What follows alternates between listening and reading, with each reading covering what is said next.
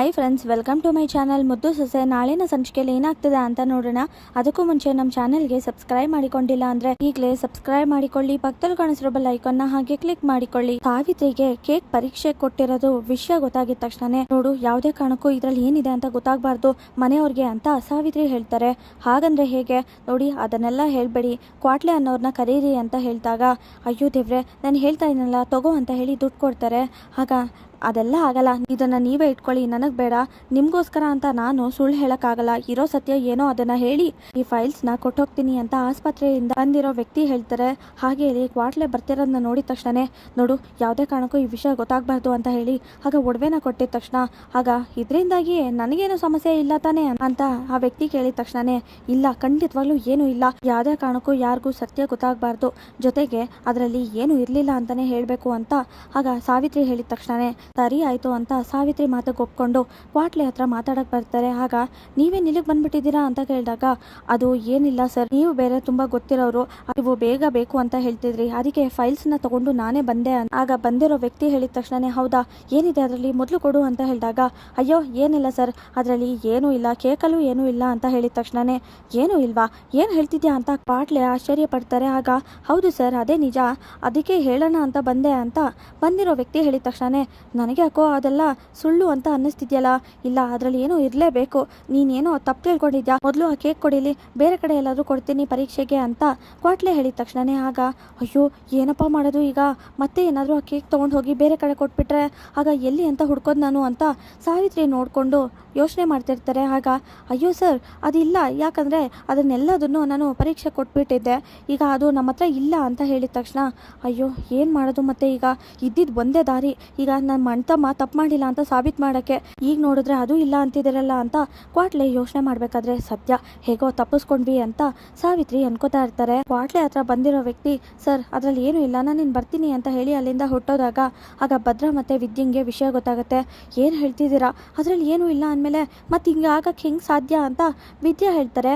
ಹೌದು, ಅದೇ ನನಗೂ ಗೊತ್ತಾಯ್ತಲ್ಲ ಅದಕ್ಕೆಮ್ಮ, ಕೊನೆ ದಾರಿ ನಮಗೆ ಸತ್ಯ ತಿಳ್ಕೊಳ್ಳೋಕ್ಕೆ ಅದು ಒಂದೇ ಇದ್ದಿದ್ದು, ಈಗ ನೋಡಿದ್ರೆ ಅದು ಹಿಂಗಾಯ್ತಲ್ಲ ಅದಕ್ಕೆಮ್ಮ, ಏನು ಮಾಡೋದು ಅಂತ ಕ್ವಾಟ್ಲೆ ಹೇಳ್ತಾರೆ. ಆಗ ವಿದ್ಯಾ, ಏನು ಮಾಡಬೇಕು ಅಂತ ನಂಗೆ ಗೊತ್ತಾಯ್ತಲ್ಲ, ನೀನೇ ಏನಾದರೂ ಮಾಡಿ ನನ್ನನ್ನು ಇದರಿಂದ ತಪ್ಪು ಮಾಡಿಲ್ಲ ಅಂತ ಹೊರಗೆ ಕರ್ಕೊಂಡು ಬರಬೇಕು ಅಂತ ಭದ್ರ ಹೇಳಿದಾಗ, ನೀವೇನು ಯೋಚನೆ ಮಾಡಬೇಡಿ, ನಾನು ನಿಮ್ಮ ಜೊತೆ ಇರೋವರೆಗೂ ಏನು ಸಮಸ್ಯೆ ಆಗಕ್ಕಿಲ್ಲ, ಇದರಿಂದ ನಾವು ಹೊರಗೆ ಬಂದೇ ಬರ್ತೀವಿ ಅಂತ ವಿದ್ಯಾ ಹೇಳ್ತಾರೆ. ವಿನಂತಿ ಮದುವೆ ಸೀರೆ ತಗೋಬೇಕು, ಭದ್ರ ಮಾಮನ ಹತ್ರ ಯಾವ ಬಣ್ಣ ತಗೊಳ್ಳಿ ಅಂತ ಕೇಳ್ಕೊಂಡು ಬರ್ತೀನಿ ಅಂತ ಭದ್ರನ ಹತ್ರ ಮಾತಾಡಕ್ ಬರ್ತಾರೆ.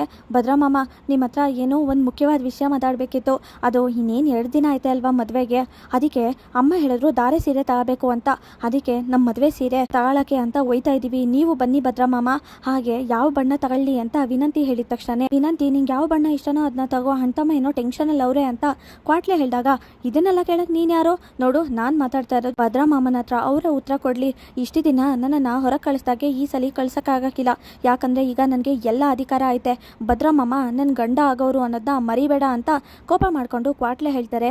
ನೋಡು, ಇನ್ ಮುಂದೆ ಯಾವಾಗ್ಲೂ ಇಲ್ಲೇ ಇರ್ತಿದ್ದಲ್ಲ, ಭದ್ರ ಮಾಮನ ಸುತ್ತಮುತ್ತನೇ ಯಾವಾಗ್ಲೂ ಇರ್ತಿದ್ದಲ್ಲ, ಆ ಥರ ನಮ್ಮ ಮದುವೆ ಆದಮೇಲೆ ಜಾಸ್ತಿ ಇರಬೇಡ, ನಿನ್ನ ಕೆಲಸನ ನೋಡ್ಕೊ ಅಂತ ಕ್ವಾಟ್ಲೆ ಹತ್ರ ವಿನಂತಿ ಹೇಳಿದ ತಕ್ಷಣ, ಆಗ ಏನು ನಿನ್ನ ಸಮಸ್ಯೆ ಅಂತ ಭದ್ರ ಹೇಳ್ತಾರೆ. ಭದ್ರ ಮಾಮ, ನಾನು ಮದುವೆ ಸೀರೆನ ಯಾವ ಥರ ತಗೊಳ್ಳಿ, ನನ್ನ ಮತ್ತೆ ನಿಮ್ಮ ಮದುವೆ ಕನಸು ನನ್ನ ಸಾಯ್ತೈತೆ, ಇದಕ್ಕಿಂತ ಖುಷಿ ಇನ್ನೇನು ಇಲ್ಲ ಅಂತ ವಿನಂತಿ ಹೇಳಿದ ತಕ್ಷಣ ಭದ್ರಂಗೆ ಕೋಪ ಬರುತ್ತೆ. ನೋಡು, ದಯವಿಟ್ಟು ಇಲ್ಲಿಂದ ಹೋಗೋ, ನಿನ್ನ ಇಷ್ಟ ಬಂದಾಗೆ ಏನಾರು ಮಾಡ್ಕೊ, ನನಗೆ ಏನು ಹೇಳ್ಬೇಡ, ಏನು ಕೇಳಬೇಡ ಅಂತ ಭದ್ರ ಹೇಳಿದ ತಕ್ಷಣ, ಆಗ ಅಯ್ಯೋ ಭದ್ರ ಮಾಮ ಹಿಂಗಂದ್ರೆ ಹೆಂಗೆ ಅಂತ ವಿನಂತಿ ಹೇಳ್ತಾರೆ. ನೋಡು, ಮೊದಲು ಇಲ್ಲಿಂದ ಹೋಗು ಅಂತ ಹೇಳ್ತಿದ್ದೀನಲ್ಲ ಅಂತ ಭದ್ರ ಬೈತಾರೆ. ಆಗ ಭದ್ರ ಮಾಮ, ನಾನು ಎಲ್ಗೂ ಹೋಗಕ್ಕಿಲ್ಲ, ಅಷ್ಟಕ್ಕೂ ಈ ರೂಮು ನಂದು, ನಿಮ್ದು ಮಾತ್ರ ಅಲ್ಲ, ನೆನ್ಪಿರ್ಲಿ, ನಾನು ನಿಮ್ಮ ಹೆಂಡತಿಯಾಗಿ ಬರೋರು, ನೀವು ನನಗೆ ತಾಳಿ ಕಟ್ಟಿ ಮದುವೆ ಆಗಬೇಕು, ಹಾಗಂದ್ಮೇಲೆ ನಿಮ್ಮ ಹತ್ರ ಮಾತಾಡೋಕ್ಕೆ, ಈ ರೂಮಿಗೆ ಬರೋಕ್ಕೆ ಎಲ್ಲ ಅಧಿಕಾರನೂ ನನಗೈತೆ ಅಂತ ಕೋಪ ಮಾಡ್ಕೊಂಡು ಆಗ ವಿನಂತಿ ಹೇಳ್ತಾರೆ. ಆಗ ಭದ್ರ ಕೋಪ ಮಾಡ್ಕೊಂಡು, ಕ್ವಾಟ್ಲೆ ಇಲ್ಲಿಂದ ಮೊದಲು ಹೊರಗೆ ಹೋಯ್ತಾರೋ ಇಲ್ಲಾಂದ್ರೆ ನಾನೇನೆ ಹೊರಗೆ ತಳ್ಳಬೇಕು ಅಂತ ಕೂಗಾಡ್ತಾ, ಮೊದಲು ಇಲ್ಲಿಂದ ಹೊರಗೆ ಹೋಗಕ್ಕೆ ಹೇಳು ಅಂತ ಭದ್ರ ಕೂಗಾಡಿದ ತಕ್ಷಣ ಆಗ ಕ್ವಾಟ್ಲೆ ಹೇಳ್ತಾರೆ, ವಿನಂತಿ ಕೇಳಿಸ್ತಲ್ವಾ ಅಂತ ಹೇಳಿದ ತಕ್ಷಣ, ನೋಡಿ, ನಾನು ಹೋಗಕ್ಕಿಲ್ಲ ಅಷ್ಟೇನೆ, ನೋಡು ಭದ್ರ ಮಾಮ, ನೀನು ಹೇಳ್ತೀಯೋ ಇಲ್ವೋ, ಯಾವ ಸೀರೆ ತಗೊಳ್ಳಿ ಹೇಳು, ಯಾವ ಬಣ್ಣ ತಗೊಳ್ಳಿ ಹೇಳು ಭದ್ರ ಮಾಮ ಅಂತ ವಿನಂತಿ ಹೇಳಿದ ತಕ್ಷಣ ವಿನಂತಿ ಕೈ ಹಿಡ್ಕೊಂಡು ಹೇಳಿ ಭದ್ರ ಮಾಮ ಅಂತ ಹೇಳಿದ ತಕ್ಷಣ ಆಗ ಭದ್ರಂಗೆ ಕೋಪ ಬರುತ್ತೆ. ಹಾಗೆ ವಿನಂತಿ ಮೇಲೆ ಕೈ ಮಾಡ್ತಾರೆ. ಏನ್ ಅನ್ಕೊಂಡಿದ್ಯಾ ನೀನು ಅಂತ ಭದ್ರ ಹೇಳಿದಾಗ ವಿನಂತಿಗೆ ಆಶ್ಚರ್ಯ ಆಗುತ್ತೆ. ಭದ್ರ ಮಾಮ ಅಂತ ಹೇಳ್ತಾರೆ. ಹೌದು, ನಾನೇನೆ ಹೇಳ್ತಾ ಇರೋದು, ನೀನ್ ಇಷ್ಟ ಬಂದಂಗೆ ಮಾತಾಡ್ತೀಯಾ, ನೀನ್ ಇಷ್ಟ ಬಂದಂಗೆ ಇರ್ತೀಯಾ, ನೋಡು ಇಲ್ಲಿಗೆ ಬರಬೇಡ ಅಂತ ಹೇಳಿದ್ರು ಕೂಡ ಇಲ್ಲಿಗೆ ಬರ್ತೀಯಾ, ಬೇಕು ಅಂತಾನೆ ನಾಟಕ ಮಾಡ್ತೀಯಾ, ಹಾಗೆ ಹುಟ್ಟುಹಬ್ಬಕ್ಕೆ ವಿಶ್ ಮಾಡೋಕ್ಕೆ ಬಂದಿದ್ದೀನಿ ಅಂತ ಹೇಳಿ ಆಮೇಲೆ ಮನೆಯವ್ರ ಮುಂದೆ ದೊಡ್ಡದಾಗೆ ನಾಟಕ ಮಾಡ್ತೀಯಾ, ನನ್ನಿಂದನೇ ತಪ್ಪಾಯಿತು, ನಾನೇ ಏನೋ ಮಾಡಿದೆ ಅನ್ನೋ ಥರ ಮಾತಾಡ್ತೀಯಾ, ನೀನು ಎಷ್ಟೇ ದೂರ ಇರು ಅಂತ ಹೇಳಿದ್ರು ಹತ್ರ ಬಂದು ಕೈ ಹಿಡ್ಕತ್ಯಾ, ಆಮೇಲೆ ನಾನೇ ತಪ್ಪು ಮಾಡಿದ್ದೀನಿ ಅಂತ ಹೇಳ್ತೀಯಲ್ಲ ಅಂತ ಕೋಪ ಮಾಡಿಕೊಂಡು ಭದ್ರ ಕೂಗಾಡ್ತಾರೆ. ನಾನು ಅವತ್ತು ಕೇಕ್ ತಂದಾಗ್ಲೇನೆ ಬೇಡ ಅಂತ ಹೇಳಿ ಕಳಿಸಿದ್ದೆ, ಆಗಲೇ ಹೋಗಿದ್ದಿದ್ರೆ ಇಷ್ಟೆಲ್ಲ ದೊಡ್ಡ ಸಮಸ್ಯೆ ಆಯ್ತಾನೆ ಇರಲಿಲ್ಲ, ಆದರೆ ನನ್ನ ಮಾತು ಕೇಳಲೇ ಇಲ್ಲ, ಇಷ್ಟು ದೊಡ್ಡ ಸಮಸ್ಯೆ ಆಗಿರೋದು ಅದರಿಂದನೇ ಅಂತ ಭದ್ರ ಕೂಗಾಡಿದ ತಕ್ಷಣ ವಿನಂತಿಗೆ ಭದ್ರ ಕೋಪ ಮಾಡ್ಕೊಂಡಿರೋದನ್ನ ನೋಡಿ ಆಶ್ಚರ್ಯ ಆಗುತ್ತೆ. ಆಗ ಏನು ಮಾಡಲಿ ಈಗ, ಭದ್ರ ಮಾಮ ಸಾನೆ ಕೋಪ ಮಾಡ್ಕೊಂಡವ್ರೆ ಅಂತ ಆಗ ವಿನಂತಿ ನೋಡ್ತಿರ್ತಾರೆ. ನೋಡು ಇನ್ಯಾವುದೇ ಕಾರಣಕ್ಕೂ ಇಲ್ಲಿಗೆ ಮತ್ತೆ ಬರಬೇಡ, ಮೊದಲು ಇಲ್ಲಿಂದ ಹೋಗು ಅಂತ ಭದ್ರ ಕೂಗಾಡ್ತಾರೆ. ಆಗ ಅಲ್ಲಿಂದ ವಿನಂತಿ ಹೊಟ್ಟೋಗ್ತಾರೆ. ಅಂತಮ್ಮ ಸಮಾಧಾನ ಮಾಡ್ಕೋ ಅಂತ ಕ್ವಾಟ್ಲೆ ಹೇಳ್ತಾರೆ.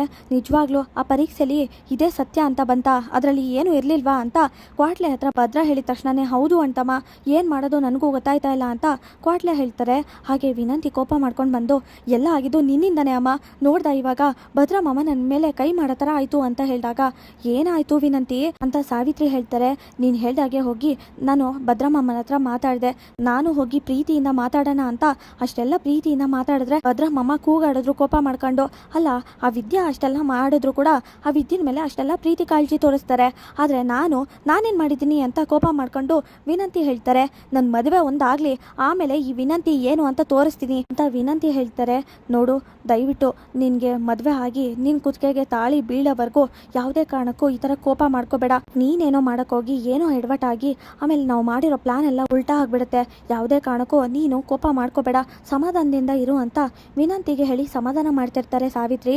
ಆಗ ಆಯಿತು ಅಮ್ಮ, ಆದರೆ ನಿಜ ಹೇಳ್ತಾ ಇದ್ದೀನಿ, ಈ ಮನೆಯವರೆಲ್ಲ ನಾನು ಹೇಳ್ದಂಗೆ ಕೇಳಬೇಕು, ಮದುವೆ ಆಗಿದ ತಕ್ಷಣ ಎಲ್ಲನೂ ಬದಲಾಯಿಸ್ತೀನಿ, ಹಾಗೆ ಭದ್ರ ಮಾಮ ಯಾವಾಗಲೂ ನನ್ನ ಮಾತನ್ನೇ ಕೇಳಬೇಕು, ಏನೇ ಮಾಡ್ಬೇಕಂದ್ರೂ ನನ್ನನ್ನೇ ಕೇಳಬೇಕು, ಆ ಥರ ಆಗುತ್ತೆ, ಕೊಟ್ಟಿರೋ ಒಂದೊಂದು ಏಟ್ಗೂ ವಾಪಸ್ ನಾನು ತಿರುಗಿ ಸೂತ್ರ ಕೊಡ್ತೀನಿ ಅಂತ ಕೋಪ ಮಾಡಿಕೊಂಡು ವಿನಂತಿ ಹೇಳ್ತಾರೆ. ಮೊದಲು ಈ ಮದುವೆ ಆಗಲಿ ಆಮೇಲೆ ಅದಕ್ಕೋಸ್ಕರ ನಾನು ಕಾಯ್ತಾ ಇದ್ದೀನಿ, ಈ ಮನೇಲಿರೋ ಅಂಥ ಮೋನ ಹಾಗೆ ನಮ್ಮ ಅಣ್ಣ ಜೊತೆಗೆ ಗೋವಿಂದಣ್ಣ ಈಶ್ವರಿ ಅದಕ್ಕೆ ಎಲ್ಲರೂ ಕೂಡ ನಾವು ಹೇಳ್ದಂಗೆ ಕೇಳಬೇಕು, ಹಾಗೆ ಆಗುತ್ತೆ ನೋಡ್ತಾ ಇರು ಅಂತ ಈ ಮನೇಲಿ ನಮ್ಮದೇ ಅಧಿಕಾರ ಆಗುತ್ತೆ, ಒಂದ್ಸಲಿ ನೀನು ಭದ್ರನ್ ಮದುವೆ ಆಗಿ ಈ ಮನೆ ಸೊಸೆಯಾಗಿ ಬಂದರೆ ಅಷ್ಟೇ ಸಾಕು, ಅದಕ್ಕೋಸ್ಕರ ಅಂತ ಕಾಯ್ತಾ ಇದ್ದೀನಿ, ಅದಕ್ಕೆ ಅಲ್ವಾ ಇಷ್ಟೆಲ್ಲ ಮಾಡಿರೋದು, ಅದಕ್ಕೆ ನೀನು ಆರಾಮಾಗಿರೋ ಇನ್ನೆರಡೇ ದಿನ ಅಷ್ಟೇ ಅಂತ ಸಾವಿತ್ರಿ ಹೇಳಿದಾಗ ಸರಿ ಅಮ್ಮ ಆಯಿತು, ನೀನು ಹೇಳ್ದಾಗೆ ಮಾಡ್ತೀನಿ, ಇಷ್ಟು ದಿನದವರೆಗೂ ನಾವು ಎಷ್ಟೆಲ್ಲ ಕಷ್ಟಪಟ್ಟಿದ್ದೀವಿ, ಈಗ ಕೊನೆಗೂ ಈ ಮನೆ ಸೊಸೆ ಆಗುವಂಥ ಸಮಯ ಬಂದೇ ಬಿಡ್ತು ಅಂತ ವಿನಂತಿ ತುಂಬ ಖುಷಿ ಪಡ್ತಿರ್ತಾರೆ. ಈ ಖುಷಿ ಮುಂದೆ ಈ ಕೋಪ ಅವಮಾನ ಯಾವುದು ಕೂಡ ನನಗೆ ಲೆಕ್ಕಕ್ಕೆ ಇಲ್ಲ ಅಂತ ವಿನಂತಿ ಹೇಳ್ತಾರೆ. ಹಾಗೆ ಕೇಕ್ನ ಪರೀಕ್ಷೆಗೆ ಕಳಿಸಿರೋ ವಿಷಯ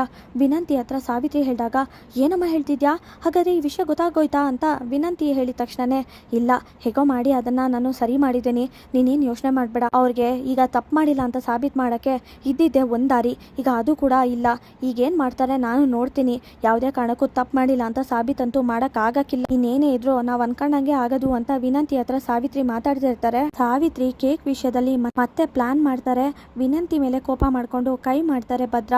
ನಾಳಿನ ಸಂಚಿಕೆ ಮುಕ್ತಾಯವಾಗಿದೆ. ಈ ವಿಡಿಯೋ ಇಷ್ಟವಾಗಿದ್ರೆ ಲೈಕ್ ಮಾಡಿ, ಶೇರ್ ಮಾಡಿ, ಕಮೆಂಟ್ ಮಾಡಿ, ಹಾಗೆ ನಮ್ಮ ಚಾನಲ್ಗೆ ಸಬ್ಸ್ಕ್ರೈಬ್ ಮಾಡಿಲ್ಲ ಅಂದ್ರೆ ಸಬ್ಸ್ಕ್ರೈಬ್ ಮಾಡಿ, ಪಕ್ಕದಲ್ಲಿ ಕಾಣಿಸಿರೋ ಬೆಲ್ ಐಕಾನ್ ಹಾಗೆ ಕ್ಲಿಕ್ ಮಾಡಿ. Thank you.